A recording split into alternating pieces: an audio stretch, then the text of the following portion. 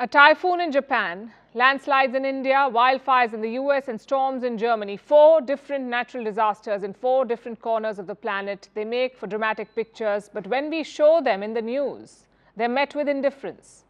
Show a climate story and most viewers will move on. Do you wonder why? Well, we do all the time. Perhaps people think it's a distant tragedy. It's happening to someone else, far away. It has no clear villain. So why should you care about a climate disaster that is not affecting you directly? I'll tell you why.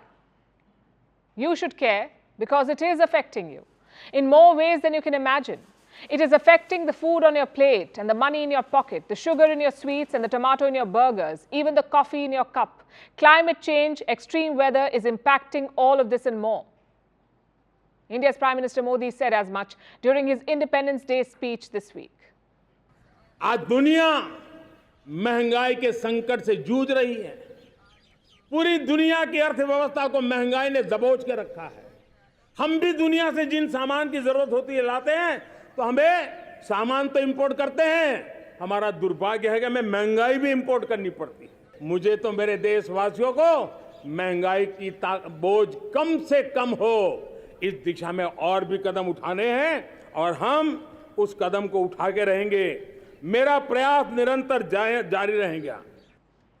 India's neighbors are struggling too. New Delhi has received a request, an SOS call from Nepal. They want food grains from India. The request was made last week. Nepal wants 1 million tons of paddy and 100,000 of rice. Also 50,000 tons of sugar. There is no immediate shortage, we are told, but there are fears that supplies could run out. So Kathmandu wants to beef up its stocks. It's a precautionary measure. Nepal will soon enter the festive season. So there is a chance that traders will begin hoarding supplies. Now, Nepal heavily depends on India for food grains. From 2021 to 2022, it imported 1.4 million tons of rice from India. 1.4 million. 1.38 million tons of non-basmati rice and 19,000 tons of basmati rice. This was the biggest import on record. But it may not be possible to repeat now because India has banned the export of non-basmati rice. That's what Nepal consumes in larger numbers. So now they've made a special request that they be exempted from this ban. In return, they have an offer for India. And this is what Nepal is offering, tomatoes. If you live in this country, you know tomatoes are a major pain point. Prices have shot through the roof. We've been telling you about this too. By the end of July, tomato prices had soared by almost 300%.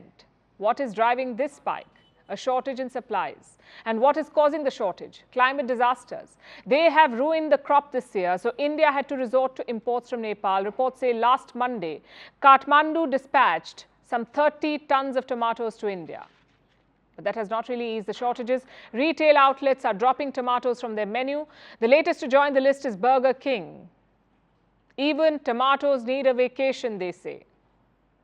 So they're dropping them from the dishes. Burger King is the 3rd major chain to do this. Earlier, McDonald's and Subway took the same call in India. And such stories are not limited to India. Extreme weather is taking more victims around the world. Indonesia, for instance, is suffering from excessive rain. This has hurt their coffee output. It has shrunk. As a result, prices have shot up. Halfway through 2023, coffee prices went up by 40%, 40% hike. Same with cocoa in Africa. Supplies have been dipping. Ghana is the world's 2nd largest producer of cocoa. Yesterday, it said it will export less cocoa. In June, prices touched their highest levels in 46 years. Cocoa prices, the highest in 46 years. Now, with Ghana cutting supplies, the prices will rise only rise further. So your chocolates will become more expensive. Then we head to China. It suffered devastating floods this year. This hit their corn and rice supplies. The extent of the damage is not yet clear, but earlier this month, China raised the flood alert level for 3 provinces, Inner Mongolia, Jilin, and Heilongjiang. Now, these 3 provinces account for 23% of China's rice output.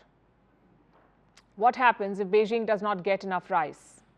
It will turn to the global markets. It will buy extra supplies from the rest of the world. And China has the money to do so, but poorer countries will suffer because there's only so much rice to go around. Also, food exporters are already under strain. They may not be in a position to take the extra orders. They're dealing with shortages. They're struggling to meet the current demand. You can blame climate change for all of this. Also conflict, specifically the war in Ukraine. Let me show you some pictures from yesterday. This is another Ukrainian port that's been hit. It damaged the grain silos. Last week, some cargo ships were under fire. Ukraine was a major supplier of food grains. Despite the war, it continued to supply thanks to a grain deal, a deal that was brokered by the United Nations last year. But last month, Moscow pulled out of the deal, and now it has warned that it will not allow grain supplies to leave Ukraine, which means more shortages for the world.